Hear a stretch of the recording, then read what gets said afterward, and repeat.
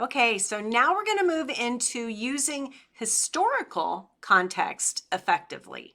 It's really, really important to pull some things that everybody knows existed into your story because that will almost immediately anchor them to what you're about to tell them about. So if you're ready to get started on that, let's jump right in. But using historical context effectively, keyword, in your memoir is like seasoning a dish with the perfect blend of spices. Before when we were talking about vivid words, we added some salt and some pepper, but now we're going to add, let's add some cayenne and some garlic or something to really bring the flavor home. When you do this, it adds more depth, more richness to your story, just like it would, your meal. It helps your readers understand the culture of the time, the social, the pressures, the expectations, the norms, and the political forces that shaped you as a person, but also just the time. So it's really important that you start integrating some historical information as well. Let's talk about a few reasons why you want to do that. Now, one, obviously, it provides that important context. It helps your readers understand the events and the experiences that shaped the person that you've become. There's so many things. I've done some research and been down my rabbit holes, and I'm going to try to keep on target with this rather than going off on a tangent, to be honest. But there's so much, historically speaking, that when you tag something historical, your reader, if they're the same even remotely the same demographic as you, then they're going to be able to associate that. But it adds depth and richness to your story. When you tell just a story, I was 17 and I fell in love, and we got married and we had a baby, and there's your story, and you're telling a story. But when you show that story, you're going to add that depth, and you're going to tell them, this is what was going on in the world. Maybe it was in the free love moments, and maybe you didn't know who the father of your baby was. It doesn't matter what your story is. Just draw the pictures and let people remember, even if we only remember from the news, or we get onto YouTube and do some research ourselves. It's really great to add that depth to it. And then also it creates a sense of nostalgia. I just saying free love, I start thinking, there's Woodstock, there's the Forrest Gump movie, all these different things in my mind just started taking off.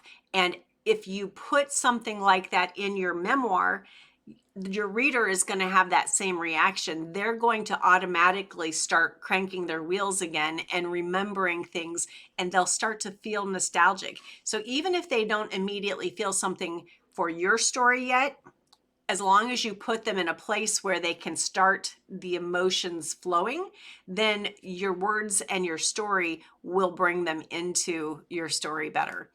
It creates a sense of time and history. Now, when you do this, it's really important because it helps to anchor your story to a particular era. If you, gosh, let's say in the 50s, like some people remember Happy Days, the TV show, and some people will remember the 50s as life, their teenage years. So it just depends on what your own experience is. But if you anchor that into a generation or an era, then your reader will get there with you. And next, it helps your readers understand your experiences better. So you might talk about, and I'm just throwing stuff out here. If you talk about, going to the doctor and getting on birth control, maybe this is a time let's say it's in the 40s or the 50s, and getting on birth control. I'm not even sure if it existed, to be honest with you, but whatever the method was at the time, maybe back then it was shunned on, and you shouldn't have been on birth control because that meant you were, a loose person or something like that. When you create that extra depth in your story, your readers are like, oh my gosh, I can't believe it was like that back then. Whether they lived it or they're learning it, you're choosing the historical milestones will actually really help them hone in on how you felt at the time. Number 6, it adds authenticity to the story. And this is absolutely true. There's a song, Alan Jackson, talking about the space shuttle that falls out of the sky. I literally was just watching a YouTube thing, and I was in high school, and I remember how emotional it was and how awful it was.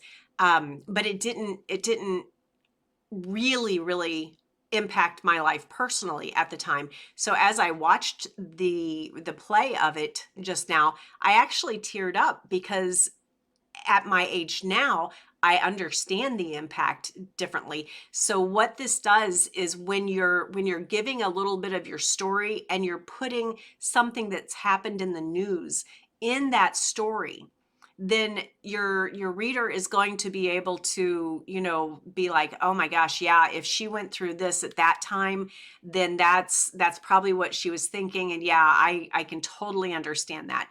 And when I say all of this, I want you to understand it's not that your reader is dissecting and figuring out and trying to figure out if you're lying or not. It's more subconscious. So when your reader hears something, they just automatically associate it and move on. They're not looking for holes in your story. They're just looking for a way to get further in there with you and to take that journey with you. Number 7, it can highlight social issues. Now, historical context can also really drive home the social issues that were prevalent during that time period. Again, I talked kind of like about the birth control and that being shunned on at a certain time frame, or living with someone before you were allowed, before you're married, or having multiple marriages, where you've been divorced. And, if there was a time where it was till death do you part, and then it became until you were tired of each other, or until things got hard, or until someone cheated or someone broke up, and things changed. But if you put that time frame into it, back to when it was until death do you part, you understand why some of the women put up with the abuse and some of the women put up with the cheating and different things like that. Now, I say women, but it could have very well been on both sides. So I'm not trying to be discriminative about that. But just be aware that using this as a technique really, really can help your reader get there with you faster. Number 8, it just creates a more engaging experience, and that really is the entire goal, is to get your reader engaged. Pull them in. First, you got to hook them, pull them in, hold their attention, and make sure they're feeling the emotions with you. It can inspire curiosity, and this is exactly what I'm just saying.